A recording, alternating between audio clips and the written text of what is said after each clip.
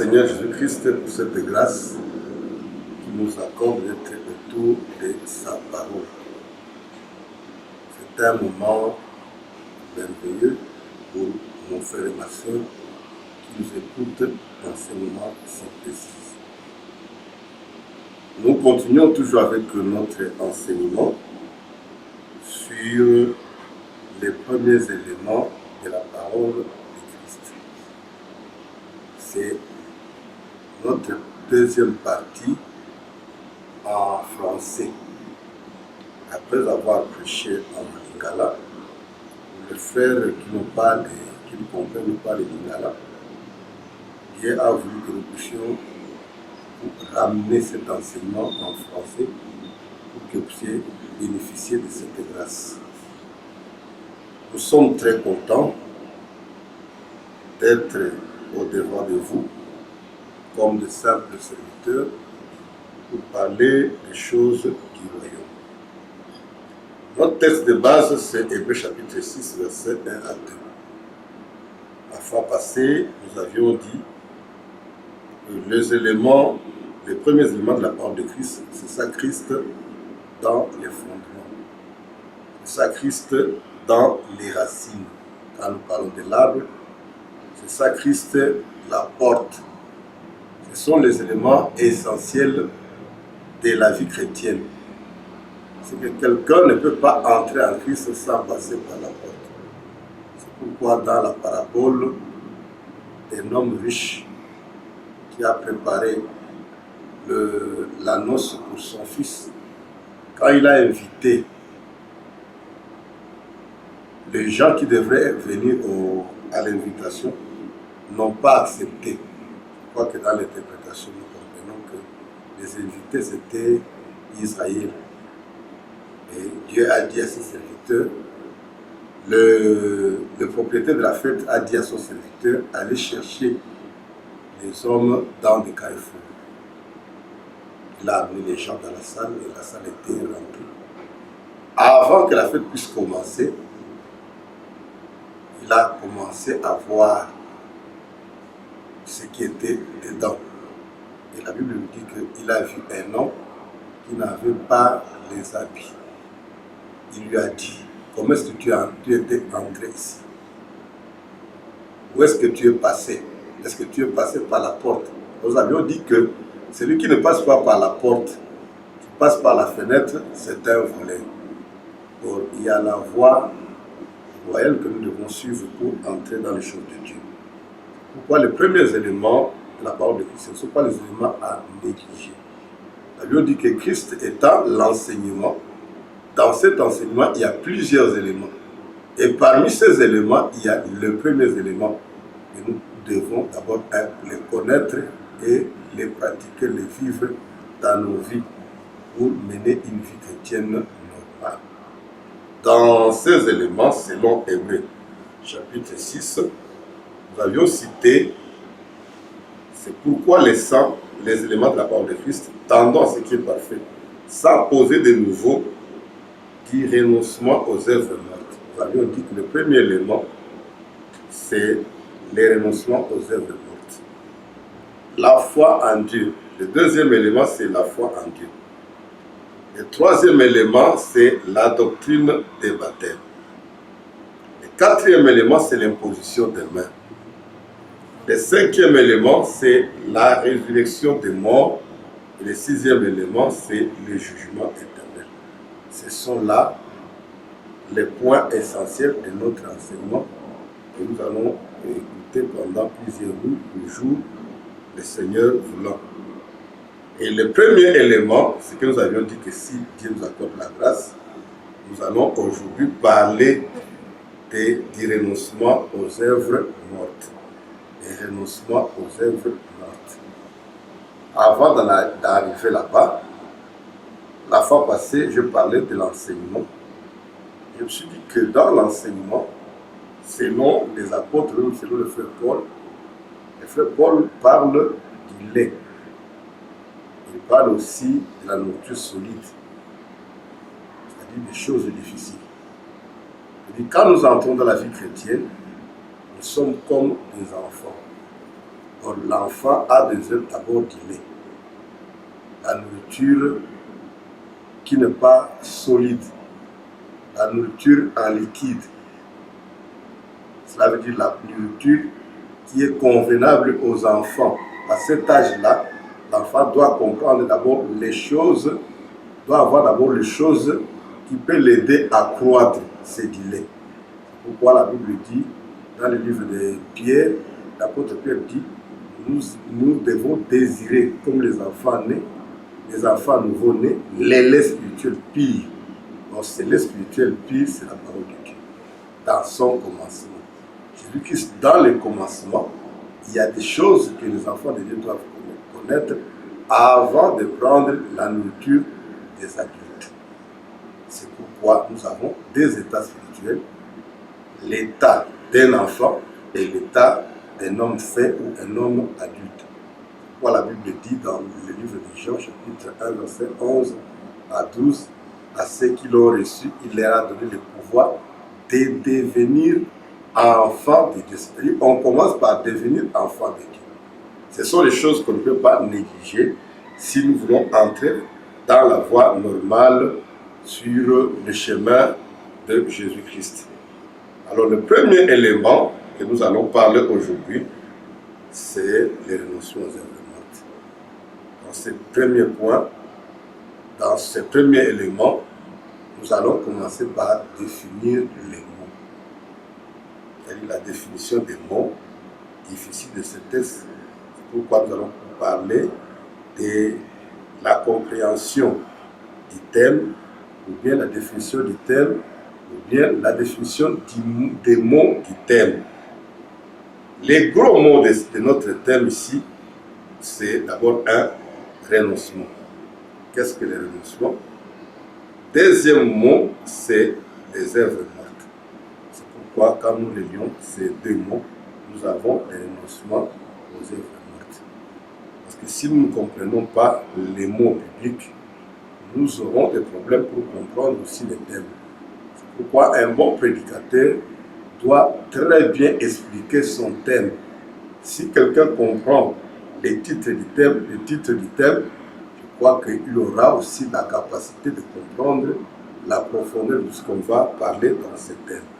Pour la fois passée, je vous ai dit que la difficulté que nous avons maintenant parmi les enfants de Dieu, les gens utilisent même des mots bibliques qui ne comprennent même pas le sens. Ils ne savent pas ce qu'ils disent. Ouais, il y a des difficultés, il y a même des divisions. Je suis parti quelque part, je vois le serviteur de Dieu, les enfants de Dieu, se séparer à cause des mots. Les autres s'appelaient Assemblée des saints, les autres Églises des saints. Et à partir de ces mots, c'est-à-dire Assemblée ou Église, ils se sont séparés. La faute vient d'où? Parce que les gens ne comprennent pas qu'est-ce qu'une Église, d'une façon très simple. Qu'est-ce qu'une assemblée? D'une façon c'est simple. C'est pourquoi la définition des mots est aussi très importante dans l'enseignement. Alors nous allons expliquer le premier mot sur les renoncements. Le mot renoncement signifie quoi? Renoncer signifie abandonner. Abandonner quelque chose. Résister, c'est désister de quelque chose. C'est que je faisais quelque chose dans ma vie, mais un jour, je prends une décision de l'abandonner, d'abandonner cette chose-là. C'est ça qu'on appelle renoncer. C'est ça, les renoncements. Les renoncements, c'est l'action de renoncer. Donc, renoncer signifie quoi? Abandonner, désister à quelque chose. Et quand nous entrons dans la profondeur, nous comprendrons que les mots, les renoncements, est tout simplement l'acte visible de ce qui se passe au fond du cœur de l'homme. L'homme prend une décision et c'est que nous, qui sommes des vivants, vont remarquer quoi? L'abandon de cette chose-là. C'est pourquoi nous disons en les mots en réalité, les renoncements, c'est la manifestation de la repentance. Et quand quelqu'un se répand, c'est quelque chose qui vient dans son cœur.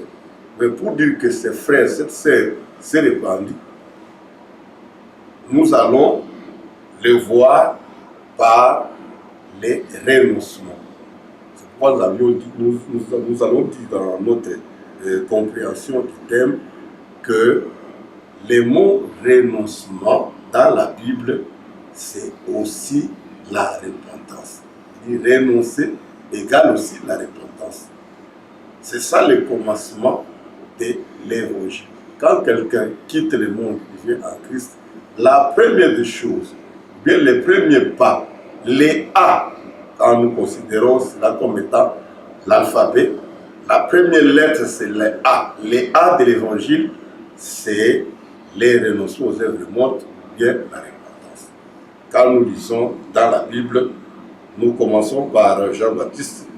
Allons voir que Jean-Baptiste, quand il a commencé à prêcher, sa prédication ne commençait pas par des choses difficiles.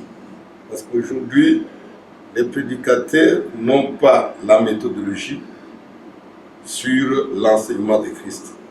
Parce qu'il y a des prédicateurs qui commencent à prêcher quelqu'un qui vient du monde, on lui parle de l'hippopotame, on lui parle du tabernacle, ainsi de suite. Or, dans la Bible, vous allez remarquer que Jean-Baptiste, Dieu étant un pédagogue, ne pouvait pas directement commencer par des choses difficiles. Il devait commencer par les commencements. Or, le commencement de la parole de Christ, c'est la repentance. Quand nous lisons Matthieu chapitre 3, verset 1 à 2, la Bible dit ceci. En ces temps-là, parut Jean-Baptiste prêchant dans le désert de Judée, il disait, répentez-vous, car les royaumes de ses bouches. En ces temps-là, parut Jean-Baptiste. Jean-Baptiste n'a pas commencé la prédication par autre chose. Il disait, répentez-vous et que chacun de vous soit baptisé au nom de Jésus-Christ. Et quand aussi les gens venaient, il leur disait, ils confessaient leurs péchés.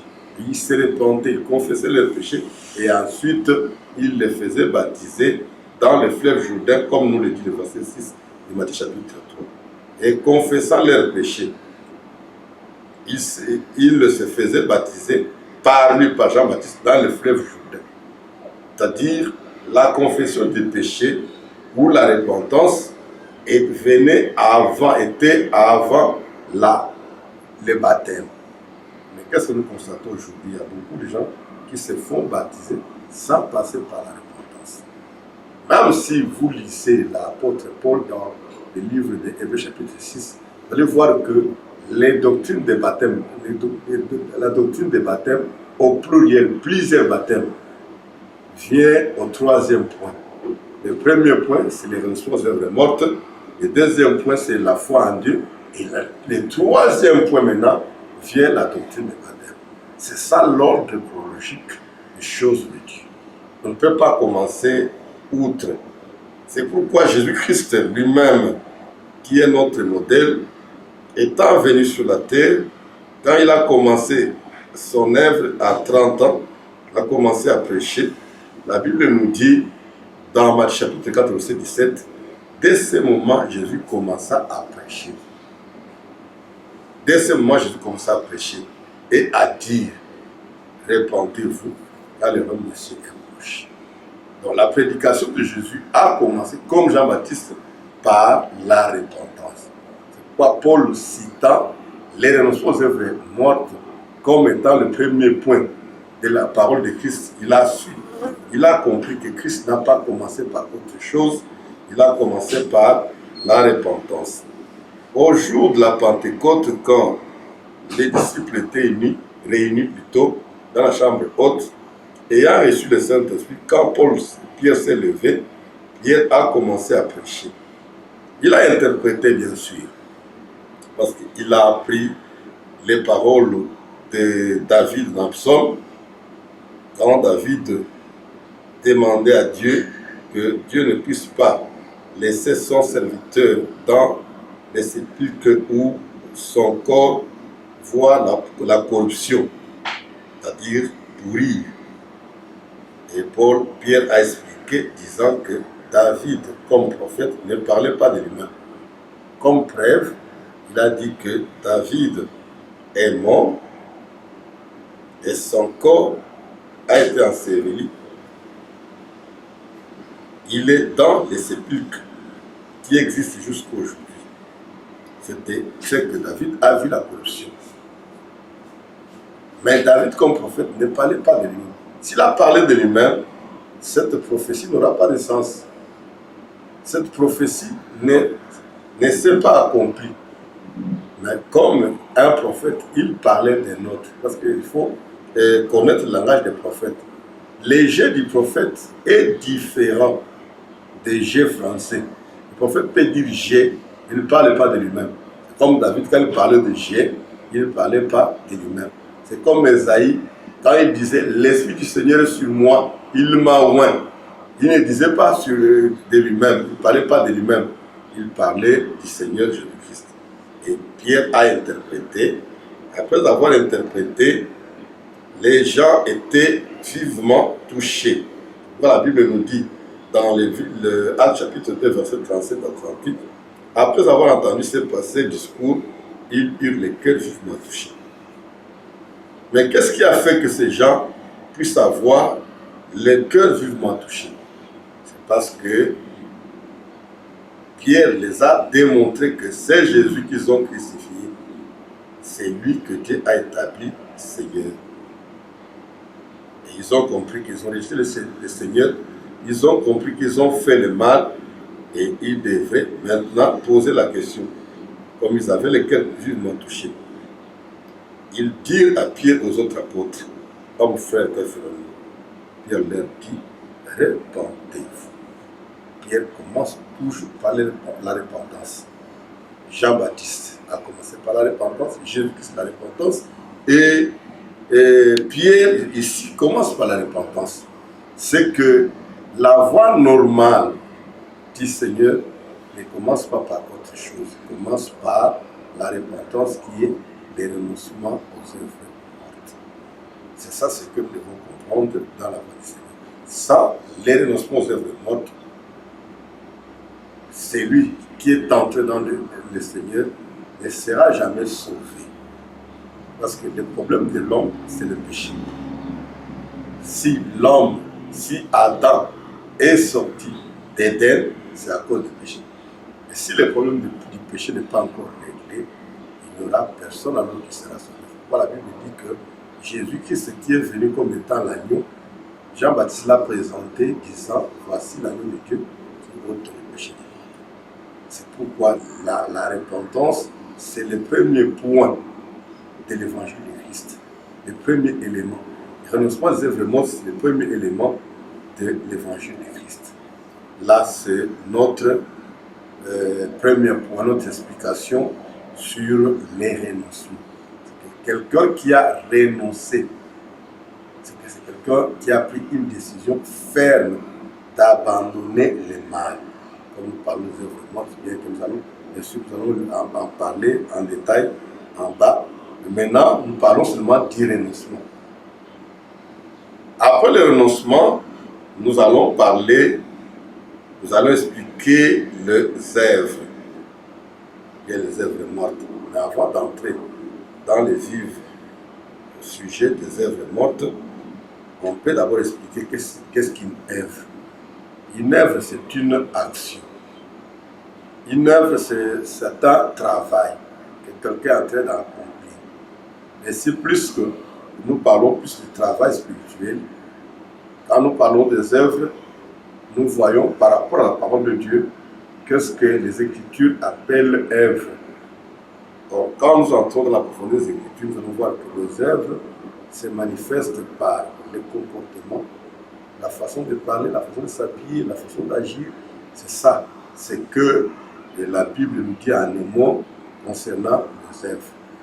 Et quand on parle des œuvres dans les Écritures, c'est plus les comportements de l'homme, les actions de l'homme, la vie de l'homme. Ça, c'est ce que la Bible nous dit concernant les œuvres. Et dans la Bible, si nous lisons très bien notre Bible, nous allons remarquer qu'il y a 3 sortes d'œuvres. Comme notre sujet s'intitule les œuvres mortes, Je veux commencer d'abord par les bonnes œuvres.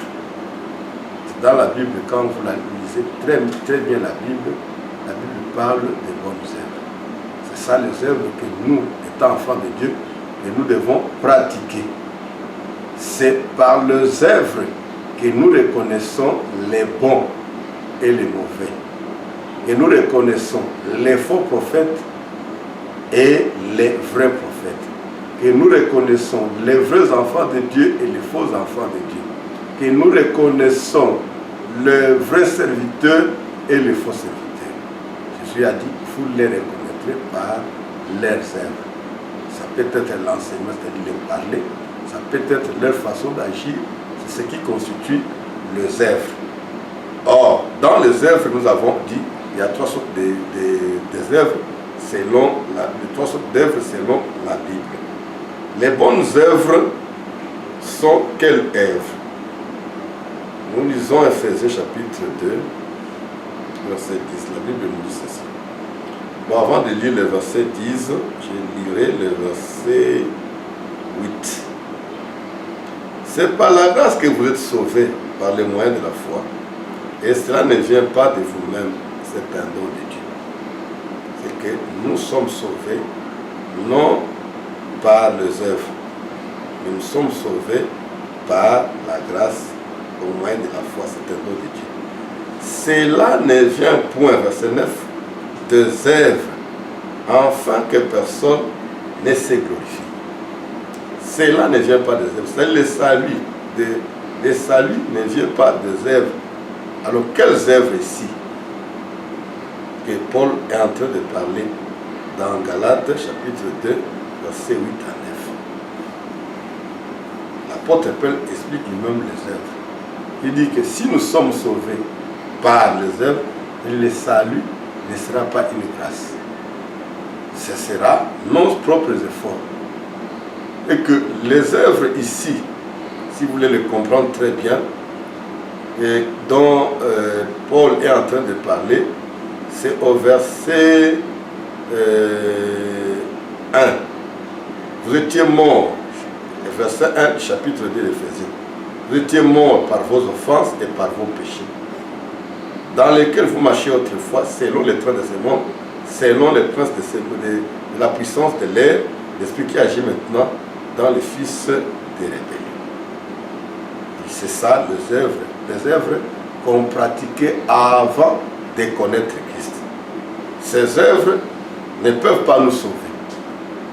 Même si nous les voyons, ces œuvres sont bonnes, tout ça. Parce qu'il y a des gens qui vous diront que moi, je ne pratique pas le mal, je fais le bien. Mais ce n'est pas ces œuvres-là que nous appelons bonnes œuvres. Parce qu'on a trouvé des gens qui ne veulent pas accepter Jésus, qui vous diront allez à l'église, allez prier. Vous qui êtes des pécheurs, moi je ne commets pas du mal. Si je prends mes 2 bouteilles de bière, je vais dormir. Je crois que ces œuvres peuvent les sauver. Bon, les œuvres dont parle, les bonnes œuvres ici, c'est quoi? Selon Galates, Ephésiens chapitre 2, verset 10, l'apôtre Paul dit ceci. Car nous sommes son ouvrage, ayant été créé en Jésus-Christ pour les bonnes œuvres. Nous avions été créés en Jésus-Christ pour les bonnes œuvres que Dieu a préparées d'avance afin que nous les pratiquions.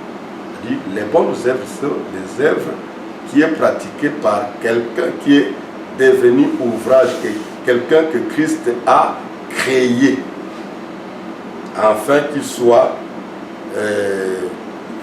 quelqu'un que Christ a créé pour pratiquer ces bonnes œuvres-là. Parce que la Bible dit que Dieu a préparé d'avance afin que nous le pratiquions. C'est-à-dire, ce sont les œuvres qu'on pratique après avoir connu la grâce. À part les bonnes œuvres, nous avons les œuvres de la loi. Si vous pouvez prendre Galates chapitre 3, verset 2, les œuvres de la loi, ce sont les œuvres que l'homme croit à accomplir en observant la loi. Et surtout ici, c'est la loi de Moïse. Parce que les pharisiens, les scribes, les sadducéens croyaient que leurs œuvres étaient correctes. Ils seront sauvés par ces œuvres-là. Nous disions que les pharisiens, les scribes, les sadducéens croyaient être sauvés par les œuvres de la loi. Donc, les œuvres de la loi ne peuvent pas sauver quelqu'un. C'est pourquoi dans le livre de Luc chapitre 18, la Bible dit ceci au verset 9, il dit encore cette parabole en vue de certaines personnes qui se persuadent qu'elle était juste et ne faisant aucun cas des autres. Des hommes montèrent au temple pour prier. L'un était pharisien et l'autre était publicain. On n'a pas le temps de lire tous ces textes. Lisez cela du verset 9 au verset 14. C'est que les œuvres de la loi, ce sont les œuvres que quelqu'un accomplisse croyant observer la loi.